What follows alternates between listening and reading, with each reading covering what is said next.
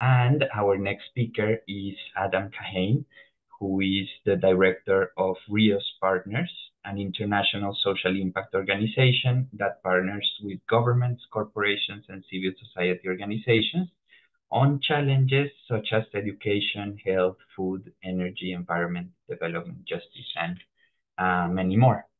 The talk is called Embracing Difference, Scenarios for Identities, Interest, Conflict, Violence, and Cohabitation.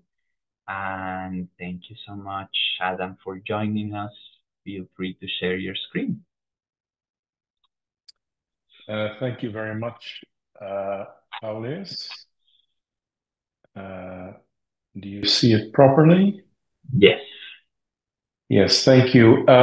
Yes, that was the title when I thought about it a few months ago, but I now suggest some maybe more comprehensible titles. I'm doing some work on collaborating with the enemy, or rather reconsidering collaborating with the enemy. I'll explain why. And if you wanted the most grandiose title, but which maybe evokes the spirit of the talk, how on earth can we live together? I'm thrilled to be here in Paris. I came here not so much to write, although don't worry, I will produce the paper, but to talk with colleagues. And even though we've only been here a few days, I'm finding it enormously helpful. So I'm going to go quite quickly through my thinking so far, because I'd like to focus on not so much what I know as what I don't know, and to ask for help from the people on the call and the people at the Institute. And that's the last of my slides. And the question I want help with is what collective approaches enable more and better collaboration? I'm also a practitioner, been working since 1991 on different kinds of multi-stakeholder work, many contexts, many issues. Just give 3 examples to give you a taste of it. I've worked a lot in Colombia, including during the Civil War, with all the parties, including the armed factions, leading up to the peace treaty in 2016. Worked on sustainable food supply chains with communities, companies, regulators. Worked recently on US-China relations with security and defense actors, very sobering area of work, and working this year in Australia with a diverse group of Aboriginal and Torres Strait Islander people. And so that's my day job, is this designing and facilitating multi-stakeholder dialogues on complex issues. And my side job is reflecting on that experience, trying to derive theory from practice, writing books for practitioners. And in 2017, I wrote a book called Collaborating with the Enemy, how to work with people you don't agree with or like or trust. And I just agreed a few days ago to make a second edition and to rewrite it almost entirely. And so that's the focus of my investigation or inquiry this month. The starting point of that book is that when we're faced with a situation that we find problematic, there's 4 ways we can approach it. We can try to make it as we want it to be, regardless of what other people want. We can try to adapt to things as they are, because we can't change them. We can exit, whether that means emigrating or quitting our job or getting a divorce, or we could try to collaborate with other actors to change the situation. And so this is how I think about collaborating, and this has been the focus of my practice and theory, and the practice and theory of Reos for these last decades. It's pretty interesting if you look at the word collaborating. If you do a Google search on the word collaborating, you get images like this, which looks safe, interesting, some bright young man telling everybody how things are. pastel colored shirts. But I remember as a child having seen this photograph in a book. It's a photograph of two French female collaborators who are punished by having their heads shaved to publicly mark them in 1944. I think it's Brittany. And this double meaning of collaboration, which means on the one hand, to work together with, and on the other hand, to collaborate traitorously with the enemy.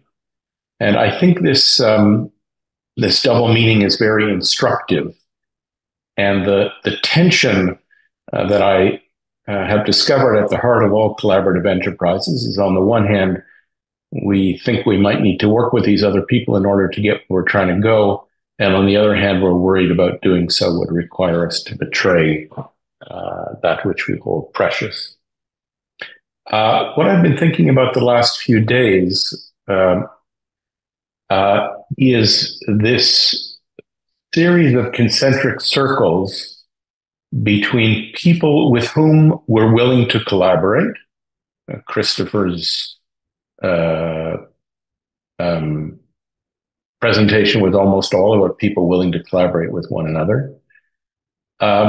Beyond that, people who we don't want to collaborate with, but we're willing to cohabit with, share space in a household, in a city, in a country. People who we're not willing to cohabit with, but we're willing to coexist with as long as they're apart from us.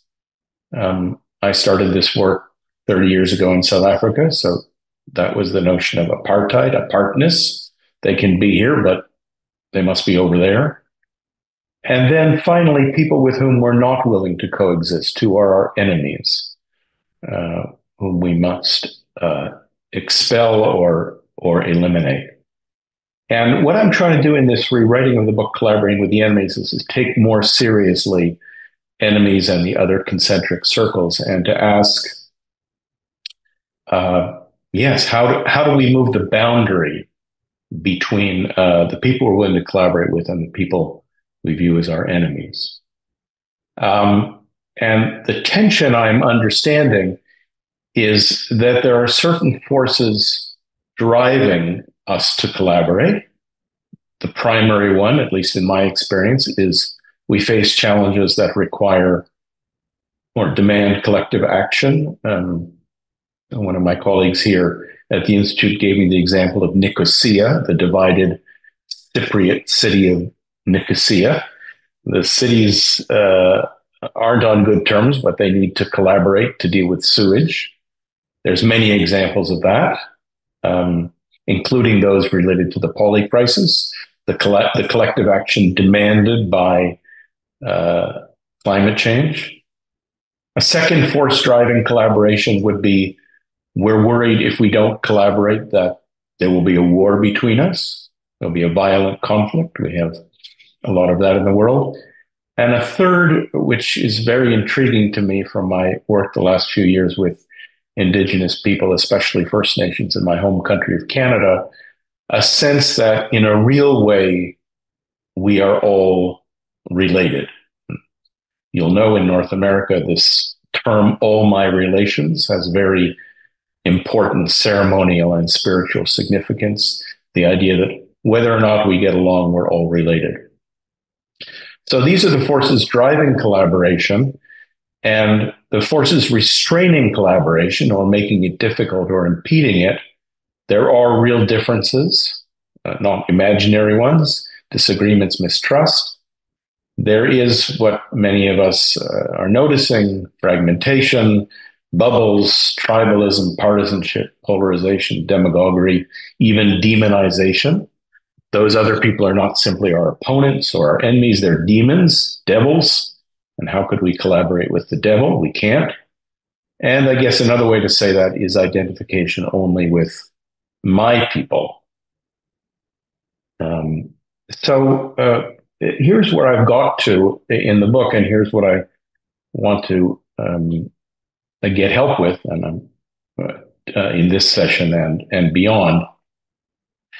The question I'm interested in, it's a practical question. What what approaches enable more and better collaboration across differences? What can we do to enlarge the circle of people with whom we're willing and able to work together, which means, and shrink those other circles. In the first edition of the book, I covered individual approaches, but I'm interested in supplementing that with collective approaches. I think it's a Mobius strip between individual and collective work. It's not one or the other. The individual I've worked on for years because I'm a facilitator. So how do I help people collaborate with diverse others? The book is organized around 3 individual approaches: embrace conflict as well as connection, experiment your way forward, recognize your own role in the system. I won't say more about that. But here's the last slide, and this is where I've had fascinating conversations even just in the last 48 hours, and I'm hoping for many more. What are approaches that could be that either old, maybe very old, maybe ancient approaches, or maybe very new, modern, cutting-edge approaches that enable us to collaborate with diverse others, to enlarge the circle of actors with whom we're willing and able to collaborate? And I just made a list just of what has come up over lunch the last 48 hours.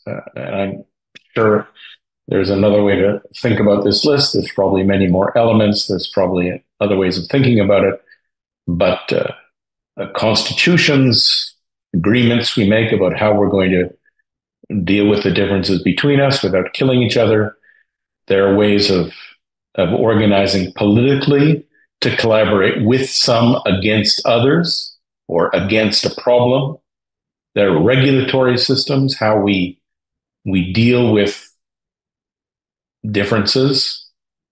There is how cities are organized that enable us to cohabit and work together in great diversity. There are policies. Sadi, I think, talks about installations. Alias was reminding me of Antanas Mokas' amazing work about nudges, so ways to change how people relate to one another from a violent way to a peaceful way. How does culture and values and norms affect our capacity to collaborate? What is the role of reconciliation, of peacemaking, of healing of collective trauma, and other? So that's where I've gotten so far after, 3 days here. Some parts of it, I think I understand, or anyhow, I have a way of understanding it, and other parts of it, I'm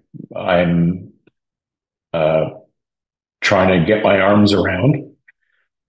So I welcome your questions. I may not answer them, but I welcome your thoughts. How do you think about this? Where would you point me to?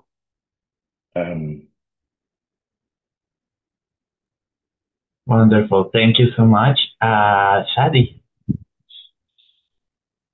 Thank you so much, Adam. Wow. I think there's interesting stuff in Russian activity theory to look at, right? So, but you're talking about serious conflicts, but in a way, every meeting, every collaboration situation has a small degree of disagreement and does need to go beyond this in collaboration. So what this theory says is that it can consider a group as a subject, just as an individual, okay? But what matters for the group to act together is to have a common goal. And of course, they recognize that everybody comes to, say, the situation with their own goals, right?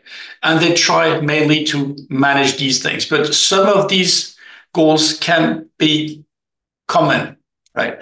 And even if with your worst enemy, considering the list of motives that we always carry with us, you might probably be able to find one that is common, right? And if you try to solve the whole thing, you will never manage because people are different and have, competing interests, et cetera, et cetera. But usually there's at least something, right? And if you start with that something, it's a small step, but then it kind of starts to create a common possibility of recognizing you may gain something in the relationship. It's a good experience of collaboration, and that changes things. Just like when you have meal with somebody, it's more difficult to stab them in the back afterwards, right? You still can, but you're more reluctant to do it. And so I guess that just looking at the very minute ways people manage to do collaborations, just in meetings, we've studied that with colleagues. It's actually really fascinating. And then you realize that you do have always two types of forces in collaboration. So there's one which is about the agenda, what we're trying to do together. But a lot of the interactions are to try to keep the group as a group. And a lot of these bad jokes or whatever try to keep this relationship. So the possibility of doing something together to keep the people in the same situation. Mm-hmm. I don't know. So perhaps this value of little things. Yeah. I don't know. Thank you. Thank you, Seth. Wonderful. Thank you. Next we have Gruya. Thank you very much, Adam. Very exciting work, and I'm glad you liked the Nicosia example from yesterday, sewage. Actually, I have a question about what do you feel is the most appropriate end goal? Because we have a number of models of organizing collaborations. We have the end goal of the cosmopolitan consensus society, like let's say the EU, a political model of consensus seeking. But you also have the agonistic model. Hannah Arendt, about the agon, about tensions and conflict, which is inherent in any conversation. Chantal Mouffe is talking about the political contract as being one that's all about tension. Do you see that the end goal of a collaborative society is one in which it's about consensus, or it's about agonism, frictions, and therefore moving forward through this kind of dialectical relationship between conflict and friction and collaboration? Well, you've already exceeded 1,000-fold my understanding of the literature, but so I want to talk about that with you. But just to say, at least my orientation up to now has been, I don't know if it's the right word, but a pragmatic one. What do we need to do to address the challenge that's in front of us, whether it's the challenge of moving away from apartheid in South Africa, or the challenge of developing sustainable food supply chains, or the challenge of uniting Aboriginal groups in Australia. So I guess I'm maybe the way I phrased the question was talking about the kind of society. My intuition, just based on my experience, is the best we could have would be the ability to disagree and still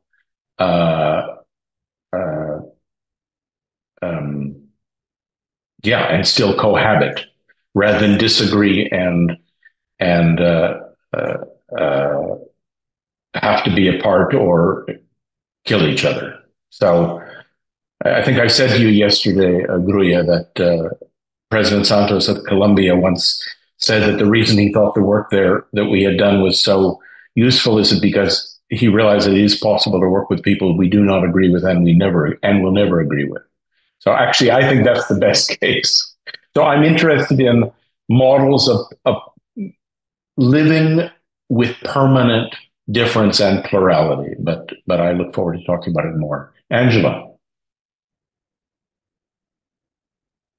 This question is a bit tangential to what you presented today, but it comes out of having started to read your book last night. I was very struck by the fact that you began your career, or one beginning of your career was as a scenario writer for Shell. There was a classicist I worked with as director of the Davis Center in Princeton when we had the theme of risk and fortune, named Esther Edenau, who works on, I know her. Yeah. You know her? Yeah. She also comes out of the world of scenario writing, and she brings that into her scholarship. And I'm wondering if you might say a little bit about that practice and what that can enable. It's unfamiliar to most academics, but very interesting. Yes.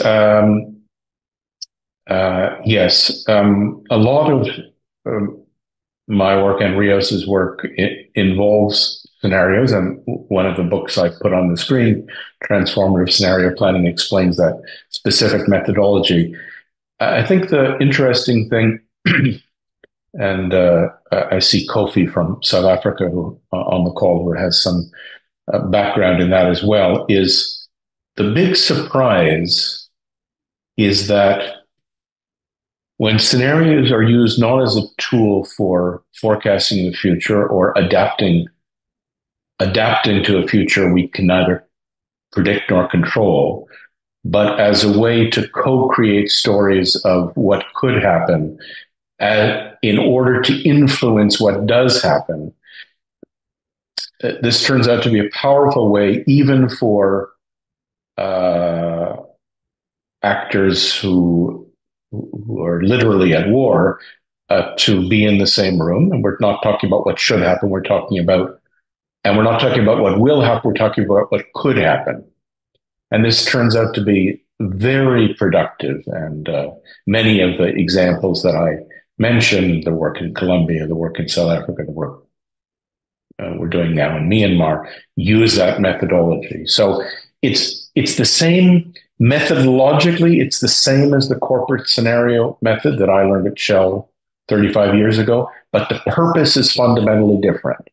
The purpose is not to adapt to the future, but to shape it, and to do so with other actors. I'm happy to talk to you more about that. Mathilde. Yeah, though I also saw that Kofi had a question. Love to hear it. Mine is a tiny one. It's just to invite you to broaden your consideration of the law beyond constitutions to all sorts of rules, statutes, and primarily procedural rules, which will dictate whether and how people need to vote. Do they have supermajority requirements? If they have supermajority requirements, they need to talk to one another and compromise and potentially collaborate rather than simple majority vote. And the more rigorous the supermajority requirement is, the more you might foster collaboration. Another tool used in law are reason-giving requirements.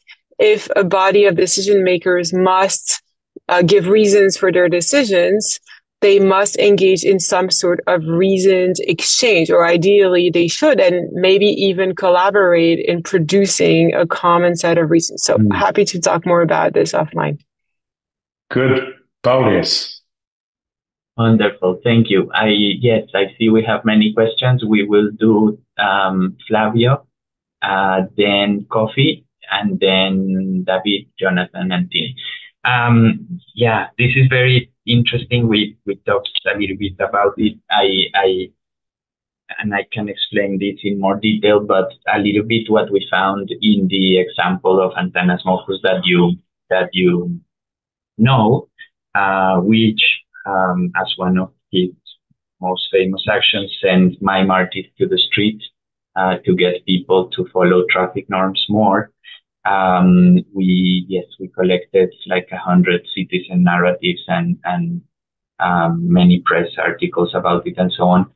And it's like a thing that is in steps, a little bit complicated to create, but somehow he managed to create it in several things. And the way we understood it is that first there was narratives and discourse that show people that the problem is both you can change it, but also it depends on your everyday behaviors. So a little bit that citizens are both the victims of the problem, but also the villains that create it.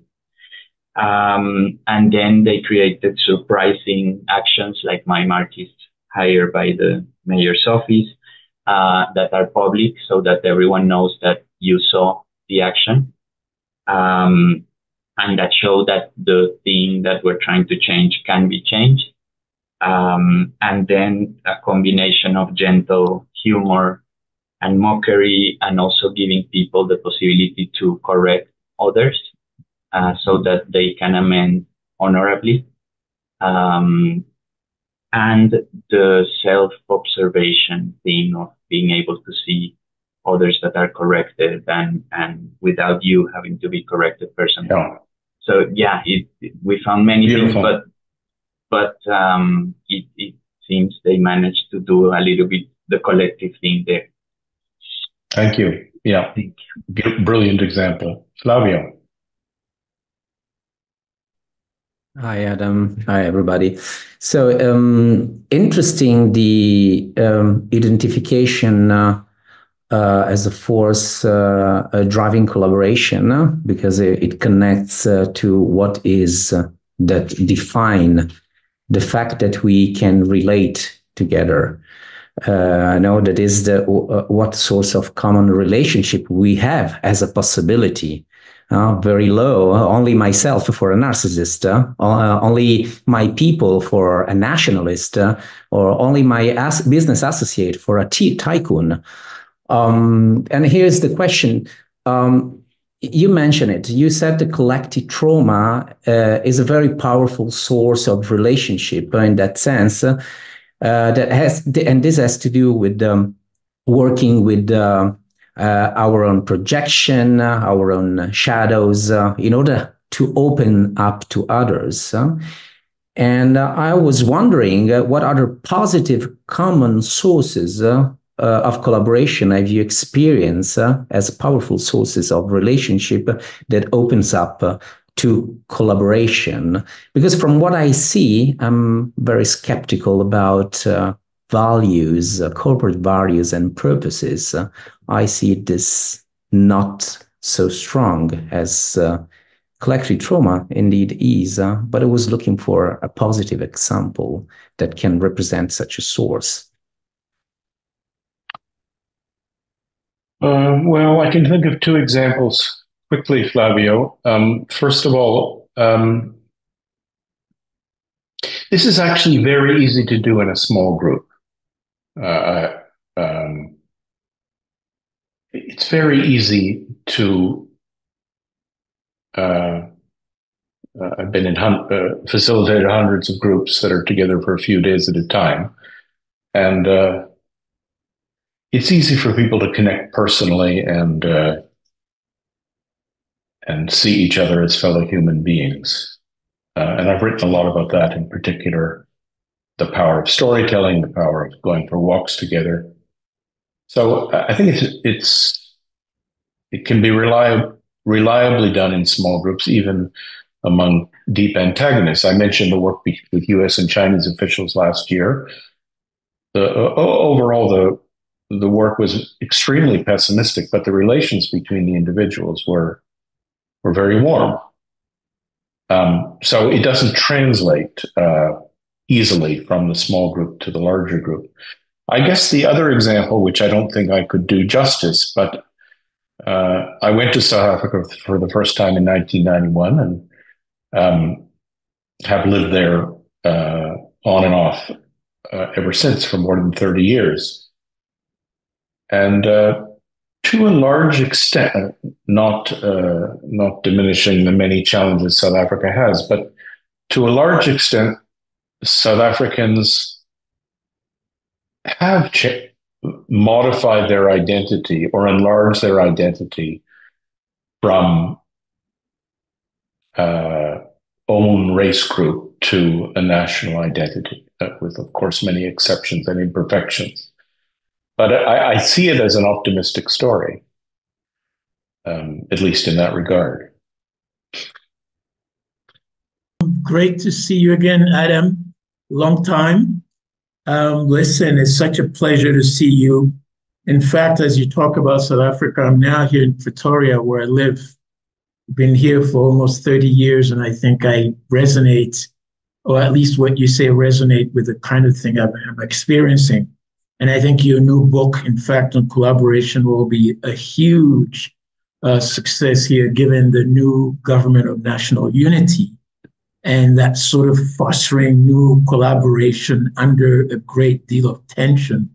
I mean, there's nobody else. Perhaps you may be one of the best to come back on that homecoming. And I hope you come back for that. But most important, there are two things that I wanted to bring about.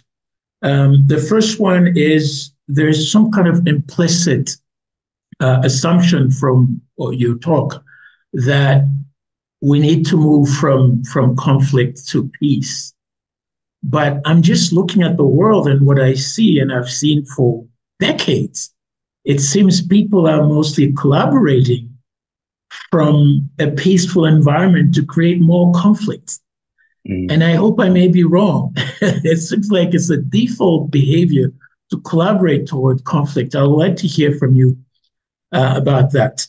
And if it's not in your book, perhaps you could probably add a few paragraphs on it and how it's working, because these two are very important. And then my question is that I'm working on a very interesting chapter on writing compelling scenarios, which I think I'll take it off the chart of this thing with you later.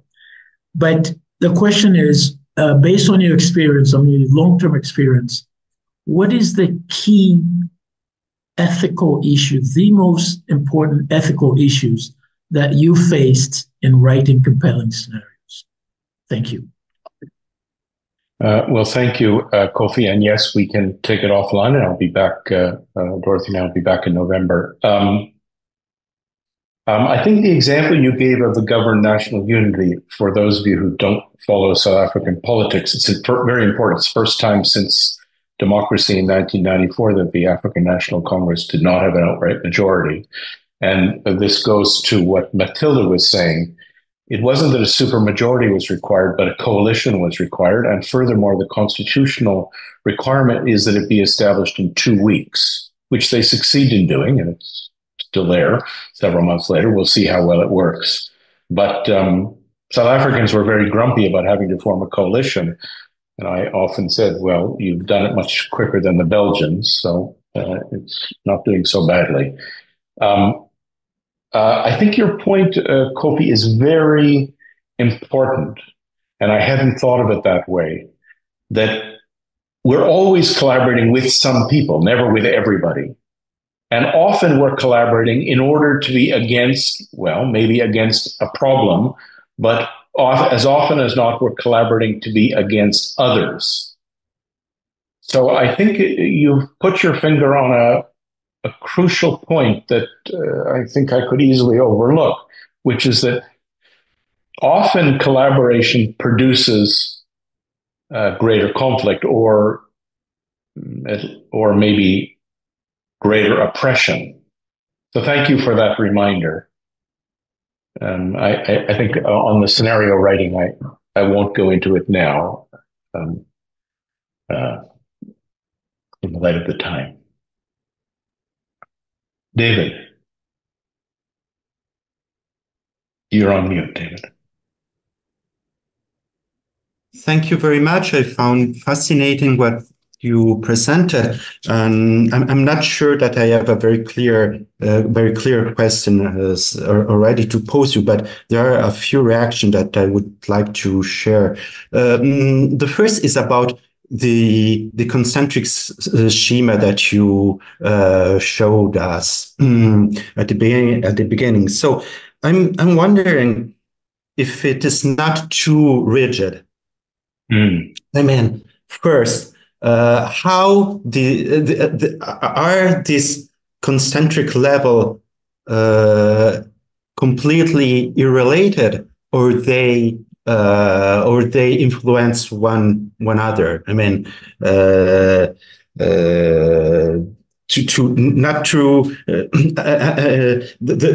are some nuances. Maybe I don't recognize you as a human, but somehow I have to deal with you, and or there are an ideological level and a practical one. For example, there is in Italy there's a strong dehumanization of African migrants. But in fact, there are irregular migrants are an important element now of Italian economy.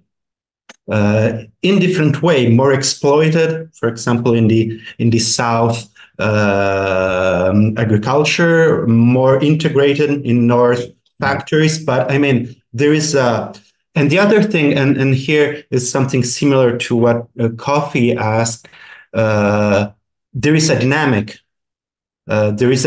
So, for example, former Yugoslavia, one passed from a cohabitation, surely, and maybe also a strong collaboration to completely divide. So what happens, and also how strong are ideological, religious issues important in this? Thank you. Thank you. Jonathan? Hello. Thanks also for your quick introduction, Adam. It's good to finally see you, well, not in person, but virtually. So I'm working on this also more from a practice side. I'm in Brussels working with like the EU institutions, and obviously there's a lot of need of collaboration right now. And I think what I really like about the approach that you take right now compared to the book Collaborating with Your Enemy that really sparked a lot of discussions in my circles here is shifting it from the micro level to the macro level, right? And I think the question I'm wondering, and then also discussing in that book I'm writing right now, is to what extent are there common patterns that are both happening on the micro, then the meso, and then the macro level, or are they actually distinct? And you have a very different dynamics at play. And so, for example, you mentioned obviously already the kind of tribe forming that kind of can build, well, a strong sense for collaboration against someone else. Is that happening more on a like collective level than it is on an individual level? So I think that the question, first of all, I wanted to echo that. I find it very, very interesting. And then the other things that comes to mind is, so for me, the main message from your previous book was that actually collaboration is about embracing the difference. And so not having, like getting beyond this idea of we have shared objectives rather than understanding everyone has different objectives and still working together towards something shared. And so for me, there's the question, to what extent does this apply to bigger groups as well, right? Because somehow there's, like, if I talk then to my colleagues here, then often the simple idea of collaboration is we need a shared goal, right? And that people are not so much emphasizing the differences. And so I think the music is somewhere in between. And so, and I'm happy to also take that forward at another point, maybe. I'm wondering what are the mechanisms collectively to create these shared, to bridge the differences, basically, right? And this can be stories, that can be narratives, as, for example, in the book Imagine Communities by Anderson, that I think you well know. It can be conflict resolution mechanisms. I mean, constitutions are nothing else than conflict resolution mechanisms, like through that kind of creating a shared understanding that this is the right way, the just way, in a sense of like justice in the legal sense. But it's somehow very different to like the micro level, where I would like actually feel empathy towards each other, right? And somehow like really understand where the other is coming from, the biographical backgrounds and so forth. So there's just like some scattered ideas that come to mind. Happy to take it forward at one time. Thank you very much, Jonathan. Tina, I guess we have time for you. Thank you. You know, what was interesting when you showed that slide about all the cases that you worked on, I was thinking, well, you know, what do they have in common? How can a person be working on all these different topics? And that throughout your presentation, I was thinking, well, actually, I can probably think of one of each of those examples where people have been using the framework of transitional justice to address some of these problems. And that's quite interesting because, I mean, my work is exactly on what that means for transitional justice when the paradigm is expanded to that extent. But what seems to be interesting from where you're coming from is exactly what that means for the practice, because of course, you refer to the South African case, but also like other paradigmatic or classical cases of TJ, the appeal of the paradigm, I think, from the start has been exactly the fact that it is comprehensive, that it is encompassing, and so that it's offering a systematic approach to different dimensions of the problem of not just collaborating, but coexisting in most of these classical cases. And so that seems to be quite possibly a generative way of thinking about it, because we see in practice that people are calling for actually doing, like truth commissions on colonial past, reparations for slavery, truth commissions on homelessness crises, memorials against police violence, etc. So this is being used in practice, this rhetoric and the practice of transitional justice. But what I feel is missing in a lot of the practice is exactly kind of the encompassing approach, which I think has been one of the kind of unique selling points of TJ from the start, and which might be a generative way of thinking about how to move from the individual to the collective dimension. Thank you, Tina. I look forward to taking that further. And my colleague Michelle Parlow-Fleet, who happens to be on the call, has done a lot of work at the intersection of our work and transitional justice. And Jonathan, yes, I think this question about whether the dynamics are the same or different at different scales, I don't know the answer. I tend to think that everything's the same, but maybe it's fundamentally different. So you've given me something to think about. I think my time's up, Paulius. Yes, that's right. Just on time. So thank you so much, Adam. Thank you so much, everyone.